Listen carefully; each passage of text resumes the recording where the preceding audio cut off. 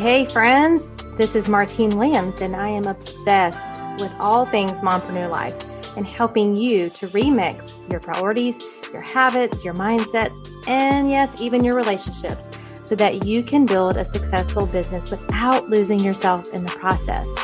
I'm also obsessed with the color turquoise and lyrics of the 80s and 90s, but that's beside the point. Girlfriend, you don't have to hustle 24/7, 365 and continue to sacrifice your health, your relationships, and your sanity to be a successful mompreneur.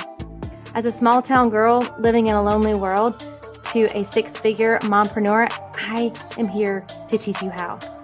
There is a better way, and this podcast is your one-stop shop for all of the how-tos, the encouragement, the life hacks, the success tips, and of course, a little side of tough love. This is the Mompreneur Life Remixed podcast. So let's do this.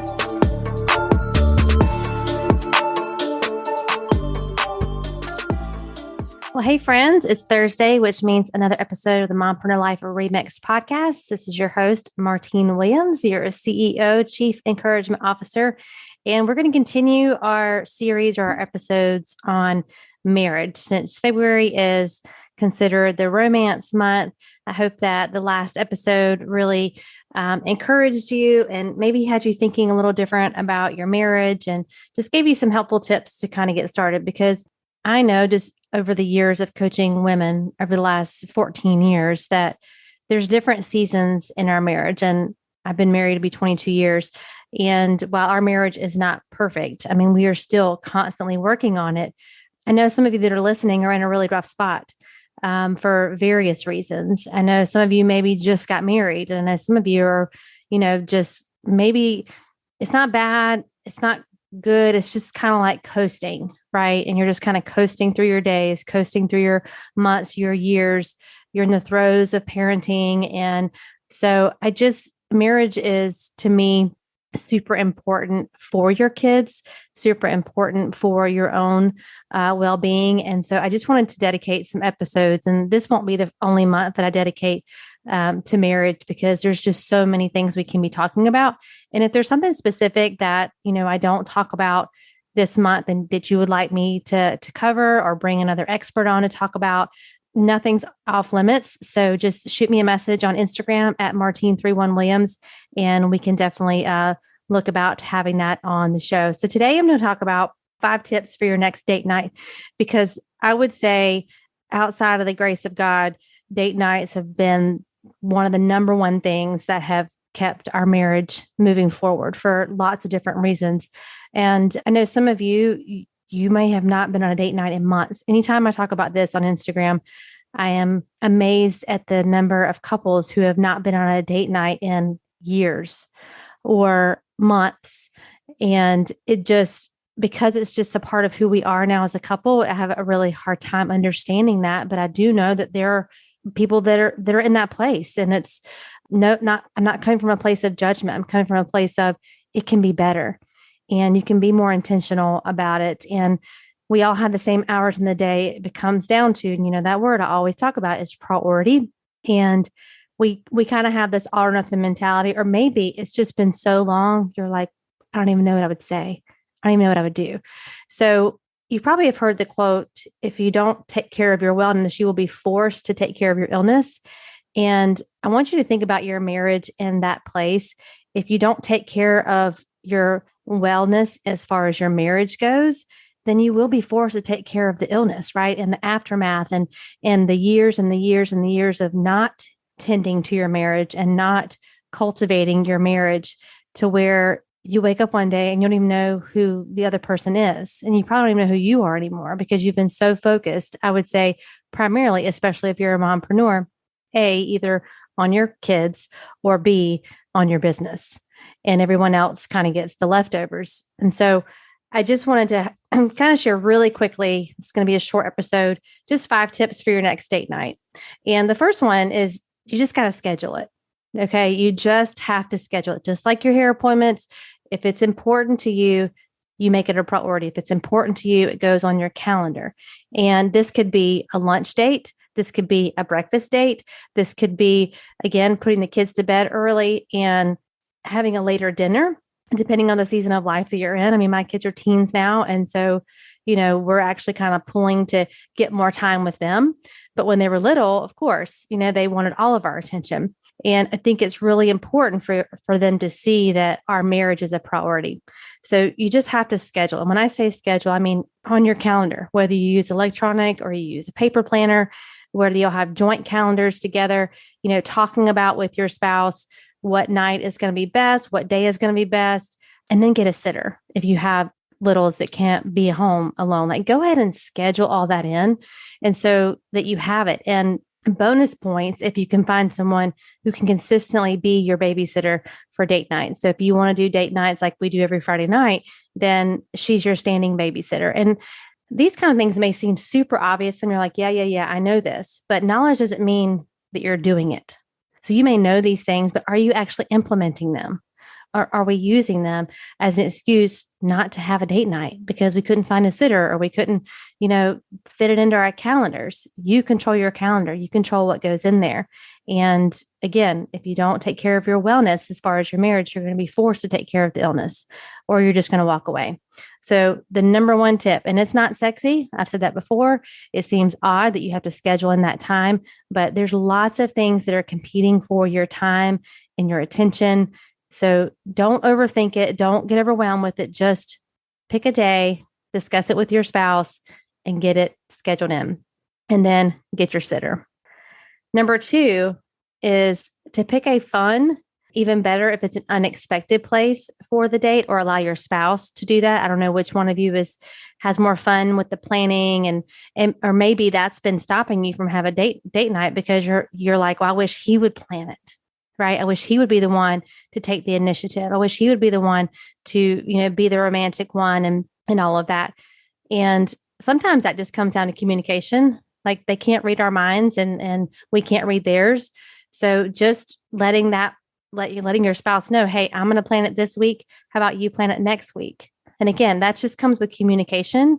But also for me, it's the anticipation of what we're going to be doing. And we don't do this every date night. I mean, we do have our regular spots, our regular places we like to eat, our regular things we like to do, but it is fun to add something new that you have not done before. Maybe it's a new hobby that you want to do together. Maybe if it's a day date, we live on the water here, so going fishing during the day, or just there's so many things. If you just looked in your community of events that are going on around town, there's something new. There's something that you could do that would be fun for both of you. And I would say to the women who are listening, it may be doing something that is more something he would love to do, right? A hobby that he loves. My husband is an outdoorsman. And so, there have been plenty of times where we've done things outdoors more so that he likes. I love to be outdoors too. So that's a win-win for us. But like hunting and things like that aren't things that I love to do, but I know he does. I also know I have 2 boys who love to do that. And so as a boy mom and a wife of a husband who likes those kind of things, it's not about me doing those things. It's about me having that time with them and showing interest in something that they're interested in. So your date nights could be around a hobby that you have. And again, if there's a dude listening, you need to reciprocate that for your wife as well. Going shopping or going to see a love story movie or a chick flick or something. Like those are all, to me, the small ways that add up to show that you're paying attention to your spouse. You're paying attention to what they love to do, and you're trying to create those fun moments. I mean, think about when you were dating, right? Which is what date night is. When you were dating before you got married, like you would just, bend over backwards to do whatever he loved or whatever she loved because you cared about what they loved and you wanted to be spending time with them. And somewhere along the way, we lose sight of that, right? With kids. And then we just kind of get into our own self and what we need and what our needs need to be met. And we kind of forget about the other person. So pick a fun, unexpected place for the date or allow your spouse to do that. Number 3, and this one's been really big for me, is to prepare physically and mentally for your date night. So let's talk about mentally first. That would require getting enough sleep. That would be, if there's something that's bothering you, if there's something that's on your mind, if, you're worried about what you're going to say, or maybe you're worried about how he's going to respond to date night because you haven't been on a date night in months. Like, just mentally take off the mom hat, mentally take off the CEO hat as a mompreneur, and put on the wife hat, and put on the wife mindset, and put on the woman who is looking forward to a date night with her spouse. And again, these are the kind of things we just stay so busy, we rush through, but that can make all the difference in the world on how your date goes. Because if you're physically there, but you're not mentally there because you're going through your checklist of all things you have to do as a mom the next day, or you're just trying to check this off your list, I did date night and check it off, then you're not in the right mindset to really enjoy that time with your spouse. And maybe there's some things that need to be resolved that are going to require therapy before you all can get on that page and do the date nights. And I highly recommend, if that's where you're at, date nights alone are not going to fix those issues. So maybe you need to have someone come in and go to some marriage counseling, get a marriage coach, and really work through the hard issues so that you can mentally be present. And I get it. It's hard when you have little ones. It's hard when you have teenagers because they're out and about and you're wondering where they're at. But you want to try to be preparing yourself to be fully present. If you struggle with intimacy, this is also a really important thing to mentally prepare yourself for, because I hate to say it's the expectation, but it is that quality time with your spouse, right? And so, especially if he's a physical touch love language, or if, that's just kind of how the date night goes, right? That's kind of what is looked forward to, I would say, by most men and a lot of women too. But if you're a woman who's listening and you struggle in that area, then mentally, again, getting enough sleep, maybe you do a workout earlier in the day so you have the energy. And then physically, those are all physical, but they're also helping you mentally. But get a new outfit, go get a pedicure maybe, or, put on some new shoes, or shoes you haven't worn in years because you haven't been on a date night and you've been wearing leggings and tennis shoes for the last, 20 years. Put yourself together, not just for him, but so that you feel confident going into the date night. And I would say the same thing for the guys that are listening. Put yourself together. Take time, right? Just like when you were dating, you didn't just show up with your hair in a bun and a hot mess with leggings and a t-shirt on. You put yourself together for yourself so that you felt good, but also for the person who was going to be spending time with you, right?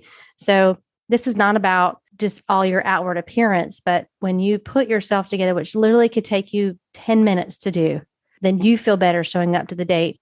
He feels like you are doing that right for him, which you're doing it for both. And I would say for the guys, the same thing. So prepare physically and mentally for your date nights. And this will just become habit.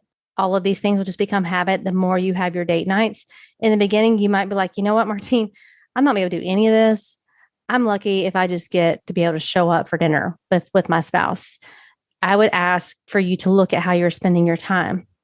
I would ask for you to see if you could give yourself 30 minutes more to prepare for this. There's always going to be those date nights that kind of fall in there where you're just, again, you are just fighting for that time for the date night and you're just kind of rushing around. This is not about perfection, but I'm just trying to set you up for success, because I know, again, from the comments and the discussions that I've had on social media, this is it's a difficult thing, and it's going to feel 100% uncomfortable. If you haven't been on a date night in a long time, you may be thinking, I don't even know what I would wear.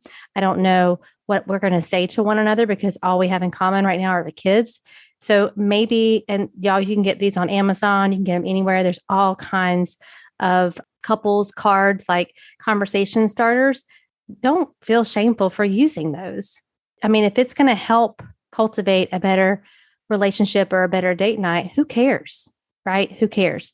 So go to Amazon, get you some of those couples conversations card. I think I have some that I'll put in the show notes that we've used before, but you could even Google them. I'm sure there's some free ones out there. You could just Google and y'all just take turns, right? There's a devotional as well that I will share. I don't know the name of it now, but every day there's like 3 questions you ask one another, and he answers and you answer.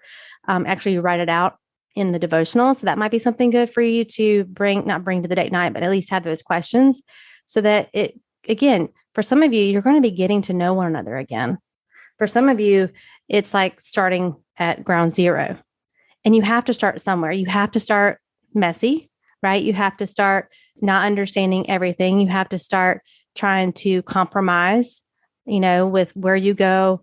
Definitely talking about how much you want to spend for your date night, because we don't want to break the budget or cause some financial hardship in your family because you planned this lavish date night, or he plans this lavish date night, especially if one of you is a little more concerned about finances, which would be my husband. But it's okay for you to start somewhere. You have to start somewhere with your date nights. And I hope that this will encourage you, but also empower you to set the date, schedule it in, get the sitter, pick the fun place, prepare yourself physically and mentally for it.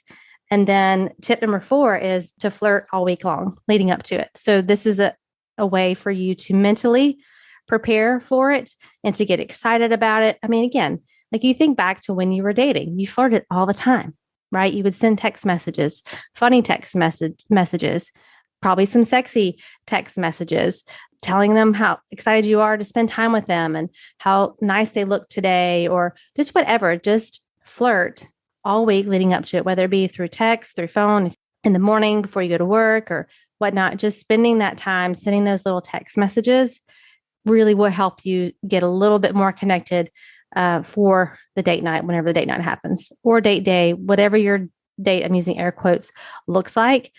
Give yourself some time to prep and be the word I'm looking for is totally lost my mind, primed for your date night. Again, all these things, you're like, I can't believe she's talking about these things, but they help and they work if you are committed to doing them. The last one is something that Shaw and I learned. We took a parenting class before we had Lucas. So he's 17. And it was interesting because like I would say the first week, 2 weeks, maybe even 3 weeks were all about the couple. So it was not parenting. It was you and your husband. And one of the things that they suggested was couch time. You may have heard this, maybe you haven't, but couch time was no matter how young, old your children get, when your husband walks through the door or you walk through the door for work, your marriage comes first. You should sit down on the couch, air quotes again, and have at least 10 to 20 minutes of couch time to talk, to connect. And when our kids were little, it was hard, right? Because they were excited to see daddy. I was excited to see daddy because I was a stay-at-home mom, and they wanted to, spend time with him. And he was very intentional about, putting them with a toy or, giving them a hug initially, but then saying, Mommy and I are going to sit over here and we're going to talk for a few minutes. And now it didn't go perfect every single time, but we stuck with it. We were intentional about it. And now, obviously, our kids aren't like brushing up to us when we come home from work and like want to fight for our time. But what we use couch time for now is if there's anything going on, anything that's rubbed you the wrong way that week that, you're annoyed by, or, you need to have like a business meeting or a family meeting around your finances, like those are not date nights. And if you are holding it in and holding it in and holding it and waiting for that date night to dump it all over your spouse and let them know how you've been feeling all week and whatnot, that is not going to go well for either one of you. And you probably won't have another date night because, again, think back to when you were dating. Did you do that? No, you didn't do that. That leads to fighting and arguments. And those things should be handled before you have date night. So we used to always do, when our kids were little, we would do it during the week. But even now, like we try to have whatever midweek, a meeting or discuss every single day a little bit. But so maybe you're not planning to do it every day, but maybe on Wednesdays, you set aside 20 minutes to talk through some of these things so that when you go to your date night on Friday night, you're not feeling weighed down by all the things that you want to talk about. Shaw is, he works all day, and I used to try to do this with him in the evenings. He'd come home from work. By the time he got home from work, we did dinner, kids got bathed, got them in bed. It was 8 o'clock, 8:30. And that's when I wanted to talk about everything. And he literally shuts down. 8 o'clock, his brain is shut down as far as any deep discussions or anything that I wanted to talk about. And I really used to push back on that because I'm like, I mean, when else are we supposed to talk? Right? You're working all day long. I'm working all day long and with the kids. So this is really the only time we have. And we kind of would like sandpaper for a while, just rubbing against each other, and just he would push back about it or I would push back about it. And finally, we kind of came to an agreement that, thankfully, because we both work for ourselves, our own CEO, own our own businesses, we decided to do lunches. So if there was something specific that I needed to talk about, finances, or, if I was feeling upset about something with him, then it was better to meet him for lunch. Even if you work corporate America, especially with all the technology now, you could do a 30-minute Zoom to talk through some of these things, which seems so like odd for me to even say that. But at this point, I'm just trying to help you figure out times to have those moments so that you don't ruin your date night talking about all these things, because it is a complete buzzkill for date night if you're talking about how you're going into debt, or we really need to cut back here, or we can't do this, or you're upset because he didn't do this week, or he didn't take the trash out. We all have our list, right, of things that are annoying us or things that are bothering us, or maybe just something that's really on your heart. Now, we do talk about on date nights, we'll talk about the future. We talk about, some of our dreams and aspirations and things that we want to do better as a couple. But I think we've kind of gotten to the place where we're just so comfortable with one another and sharing some of those hardships with one another that it doesn't make the date night go south. But I know you because I've coached women who have set the date for date night. They're following all these things. And then the date night ends up being them or the spouse or the husband just unloading on them, right? All of their stress. And I'm just suggesting that if you want it to be a fun date night, a fruitful date night where you all are having a great time, you have great connection and intimacy, then you'll want to prepare some time ahead of time to have those discussions. And maybe that's just something you never thought of. And maybe that's why you don't look forward to date nights, is because that's what it turns into every time. And nobody wants to do that, right? It needs to be discussed. I don't want you to sweep those things under the rug, but don't reserve those for date night. You can find 20 to 30 minutes prior to date night. Like I would say even a day or two beforehand to cover these things. So, all right, let's review. So tip number 1 was schedule it, get a sitter, talk it over with the spouse, y'all get on the same page, right? Try to get a sitter that can be your consistent one every week or every other week. Number 2 was pick a fun and maybe even unexpected place for the date. Allow your spouse to do that if that's something they get really hyped up to do. Don't wait on them to do that. Don't be resentful if they don't do that initially. You be the one, right? Be the one to start this, because it's more important that date nights get started than it is who starts it and who plans it. Number 3 was prepare physically and mentally for it, meaning get enough sleep. One thing I didn't say was when you're on your date night, put your cell phones away so that you don't have any distractions, plan your outfit, have fun questions to ask one another on the date night, just mentally and physically prepare for the date night. Number 4 was to flirt all week leading up to your date night, depending on when your date nights are. And number 5 was to have that couch time way before date night, so that your date nights don't turn into like a business meeting or a parenting meeting or something that you would never have talked about on a date night when you were dating prior to getting married. So I hope those were helpful for you. I'm still going to have Shaw on the show for an episode. We'll probably record that. It's actually going to be like a car edition, as we're traveling. And so we'll have some time in the car to discuss that. If there's something specific you would like us to answer on that joint podcast, again, go to Martine31 Williams on Instagram and send me a DM. And then I have a Turquoise Talk guest coming up, and then I have episodes up for March as well. So thank you so much for following the show, for sharing the show, and for all the ways that you send me encouragement about this podcast. It really just, if you didn't know, I think I've already told you, words of affirmation is my love language. So when you send me a message and say how much it's impacted you, or when you share it, it just like lights my soul on fire. So thank you so much. And I look forward to connecting with you on Instagram, and we'll see you, or you get to hear me on our next episode. I'm believing in you always. Never forget that.